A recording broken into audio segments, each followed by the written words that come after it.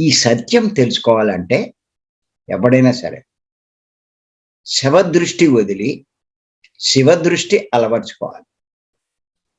శవదృష్టి వదిలి శివదృష్టి అలవర్చుకోవాలి. ఏది శవం అవుతుంది? దేహం శవం అవుతుంది. శవదృష్టి వదలాలి అంటే దేహ దృష్టి వదలాలి. శివుడు అంటే ఆత్మ. ఆత్మ దృష్టి అలవర్చుకోవాలి. అప్పుడు నీకు సత్యం అవగతమవుతుంది. సత్యం తెలుసుకోగలుగుతాం.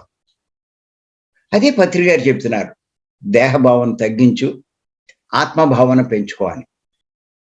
అదే మనము చెప్తున్నాం. ఆ ఆత్మస్థితిలో జీవించమంటున్నాం. ఆత్మ అన్నట్టుగా జీవించమంటున్నాం. ఆత్మ గురించి తెలుసుకోమంటున్నాం. ఆ సత్యం